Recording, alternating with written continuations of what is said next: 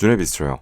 오늘은 지난 시간 진짜 오뎅탕에서 보여드렸던 그 무를 어떻게 준비하는지도 보여드리고요. 레시피를 보시면서 왜 여러분이 했던 무조림이 생각보다 잘 되지 않거나 잘못된 레시피를 보고 따라하셔서 내가 알던 맛이랑 다르네 하셨던 이유를 꼼꼼히 정확하게 짚어서 분석을 해드릴게요. 자, 오늘은 보시는 바와 같이 겉껍질을 벗겨낸 잘린 무를 사용했어요. 이렇게 무의 중간 바디 부분이 조직이 단단하고 아삭아삭해서 국에 쓰거나 전골에 적합하다 뭐 이런 건 다 아시죠? 윗부분은 샐러드나 생채에 좋고요. 뿌리 부분은 아주 단단해서 무 나물이나 익힘 요리에 적합하다 뭐 이런 것도 있죠. 여튼지 간에 이렇게 껍질이 까진 무의 바디 부분을 사용했습니다. 적당히 단단하면서 껍질을 까서 무 조림을 해 먹었을 때 전체적으로 부드러운 그런 텍스처를 즐길 수 있겠죠. 자, 오늘은 이렇게 바닥 부분에 십자가로 칼집을 내줄 건데요. 너무 깊게 칼집을 내버리면 나중에 전체적으로 모양이 흐트러질 수 있으니까요. 적당히 느낌적인 느낌으로 한 60% 정도만 칼집을 내주겠다 이런 정도로 진행을 해주셔야 돼요. 왜 칼집을 내는지는 뭐 자세히 설명을 하지 않아도 알겠죠. 이런 디테일들이 맛의 퀄리티를 아주 극명하게 가르는 요소가 되니까요. 반드시 외워가셔야 될 것 같습니다. 자, 그리고 삶은 물에는 다시마로 나시지를 만들어 줄 건데요. 이거는 꼭 뭐 필수는 아니지만요. 전반적으로 나중에 무를 졸이시면서 전체적으로 맛이 고르게 배이게 하는 그런 밑작업이 된다고 할 수 있어요. 다시마에서 글루탐산, 나트륨이 녹아 나오잖아요. 이게 무에서 쏙쏙 들어가면서 삼투압 현상이죠. 무가 가지고 있는 그런 독특한 야채가 가지고 있는 특유의 잡내나 쓸데없는 향들을 효과적으로 빼주는 그런 장치라고 할 수 있습니다. 자, 그리고 일본식 스타팅 육수인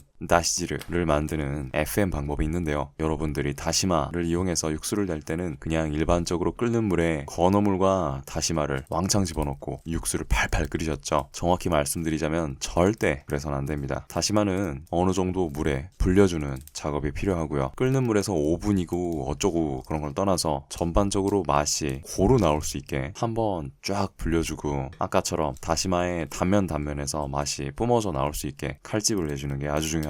건 다시마를 끓는 물에 한꺼번에 집어넣어 버리면은 이 부분에서는 맛이 나오고 이 부분에서는 맛이 덜 나오고 이 부분에서는 맛이 더 나와가지고 끈적끈적해지고 아주 그냥 난리 법석이 되니까 제가 하는 거 한번 보실게요. 일단 필수적으로 들어가기에 앞서서 다시마는 씻어서 사용하면 절대 안 됩니다. 이 다시마 표면의 하얀 가루들은요, 만니톨이라고 해서 다시마가 가지고 있는 달콤한 그런 깊은 맛을 내는 가장 핵심 성분 중에 하나예요. 박박 씻어버리면은 니 맛도 내 맛도도 아닌 그런 다시마 국물이 나와버리니까 절대 씻으면 안 되겠어요. 자, 그리고 이렇게 30분 이상 불려줘서 아까 설명드린 것처럼 골고루 전체적으로 맛이 배어 나올 수 있게 하는 게 중요하겠죠.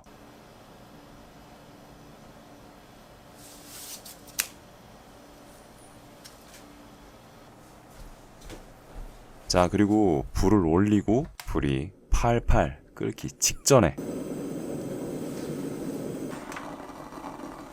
다시마를 빼주면 완성입니다. 여러분이 지금껏 배워왔던 다시마 육수 내기와 아주 정반대의 사용법이죠. 하지만 이렇게 왜 그러는지 어떻게 하는지 설명을 꼭 드렸으니까 앞으로 다시마 육수 낼 때는 저와 같이 꼭 FM대로 이유가 있는 사용법으로 사용을 해주세요. 자, 그리고 가장 중요한 오늘의 포인트들을 설명을 드릴 거예요. 무를 이렇게 하니까 여러분이 지금껏 맛이 없었던 거예요. 자, 무를 삶아두기가 가장 중요한데요. 아니, 오래 팍팍 끓이면 되는 거 아니에요? 라고 생각하시겠지만 절대 틀린 조리법이라고 할 수 있습니다. 이건 제가 장담 드릴 수 있는데요. 무 조림을 하실 때는요, 미리 삶아두지 않으면은 무가 맛이 다 배이는 데까지 가열을 하게 되겠죠. 그러면은 당연히 무의 형태가 다 으스러져 버리겠죠. 그리고 아까도 말씀을 드렸듯 무를 삶아둠으로써 특유의 잡내나 풋내를 제거하는데 아주 효과적이겠죠. 그리고 가장 중요한 거, 이 야채나 과일 같은 경우는요, 얘네들의 세포와 세포들을 연결해주는 이 팩틴이라는 애들이 있어요. 이 팩틴은요, 열에 약해서 열을 가하면은 팩틴이 녹아서 흘러나오기 시작하는데요. 이 팩틴이 나와서 흘러나온 그 구멍들이 있겠죠. 그 공간들에 나중에 여러분이 조미를 하면서 끓이면서 맛도 빨리 배이고요. 맛이 빨리 배이는 만큼 장시간 가열을 안 해도 된다. 그러니까 모양이 유지가 된 채로 빨리 삶을 수가 있겠다. 이런 의미에서 미리 삶아두는 작업이 꼭 필요하다고 할 수 있어요. 자, 그리고 오늘의 핵심 비법 중에 하나인 설탕인데요. 쌀 씻는 물도 아주 좋다고 하는데요. 오늘은 설탕을 사용할 거예요. 기존 레시피 보시면은 설탕에는 무에는 연육작용이 있고 뭐 어쩌고 저쩌고 뭐 부드럽게 해주고 뭐 이런 말이 있는데, 이 말은 반은 맞고 반은 틀린 말인데요. 방금 말씀드렸듯 무의 세포와 세포 사이를 연결해주는 팩틴이 녹아내리면 그 공간이 남는다고 말씀을 드렸죠. 그 공간에 이 친수성, 물의 친한 성질을 가지고 있는 이 설탕이 빨리 녹아들어서요, 그 사이사이로 쏙쏙 배게 되겠죠. 그럼 어떻겠어요? 물을 미리 삶고 나서 그리고 나중에 조미를 하면서도 무가 수분을 더 많이 가지고 있으니까 훨씬 더 이 무 자체가 촉촉하고 탱탱함을 유지를 하겠죠. 여러분 하시다 보면은 무가 힘없이 휙 하고 가라앉아버리는 무조림도 보신 적이 있을 거예요. 바로 이 단계를 밟지 않으면 고 모양 곧골난다 라는 말을 꼭 드리고 싶고요. 무를 졸일 때 무의 전반적인 모양을 다듬어 주면서 탱탱함, 뭐 말하자면 부풀기라고 할 수 있겠어요. 이 부풀기가 오래오래 유지되게끔 할 수 있는 게 바로 이 설탕의 역할이라고 할 수 있어요. 자, 어떠셨어요? 오늘 요 몇 가지가 아주 중요한 내용이었죠. 무가 팔팔 삶는 동안에 우리가 오늘 이야기했던 포인트 짧게 다시 한번 복습을 해볼게요. 껍질을 깐 무가 왜 좋다? 입에 들어갔을 때 전체적으로 텍스처가 고르게 된다. 그쵸? 그리고 칼집을 왜 내준다? 전반적으로 삶기가 고르게 된다. 맛도 빨리 배인다. 있죠? 자, 그리고 무삶기에 다시마를 왜 쓴다? 삼투압 효과도 노리고 기본 맛내기도 전반적으로 해준다. 자, 그리고 다시마는 어떻게 한다? 칼집을 내주고 물에 30분 정도 불려서 골고루 다시마 전체에서 맛이 우러나오게끔 한다. 그리고 어떻게 맛을 뽑는다? 찬물에서 끓기 직전까지만 끓이고 빨리 제거해준다. 끓는 물에 다이브 시켜버리면 어떻게 된다? 얘에서 나오고 쟤에서 안 나오고 맛이 나오다가 만다. 자, 그리고 다시마 육수가 골고루 나왔으면 어떻게 한다? 물을 첨벙 집어넣어주고 살짝 투명해지면은 설탕을 집어넣어준다. 설탕을 왜 집어넣는다? 탱탱함을 오래오래 유지시키기 위해서. 자, 그리고 마지막으로 먼저 삶기를 왜 한다? 무 특유의 풋내도 제거하고요. 팩틴이 분해되면서 생기는 공간들에 여러분이 한 조미가 빨리 스며들어서 단시간에 모양을 유지하면서 부드럽게 삶아내기 위함이 그 타겟이 있다. 자, 오늘은 이렇게 왜 이렇게 하는지, 어떻게 이렇게 하는지 이유가 있는 그런 필수적인 내용들을 짚어봤어요. 레시피 하다가 여러분 아니 왜 하는데? 오이씨 왜? 그래서 이런 부분들 굉장히 많죠. 다 하나하나 이유가 있고 티어리가 있는 그런 부분들이 참 많습니다. 자, 오늘은 이렇게 빨리 가계분 닫아보고요. 다음 시간은 한국인의 소울푸드 홍합탕. 아우 벌써 몸이 뜨끈뜨끈해지죠. 소주 생각나죠? 기다려주시면 좋겠어요. 그리고 홍합찜도 기획을 하고 있으니까요. 구독 알람 그리고 댓글까지 꼭 기다릴게요. 자, 날이 진짜 본격적으로 추워졌죠? 감기 조심하시고요. 후딱 가게 정리하러 들어가 보겠습니다. 여러분 조심히 가세요. 감사합니다. 준수비스트로였어요. 다음에 또 만나요.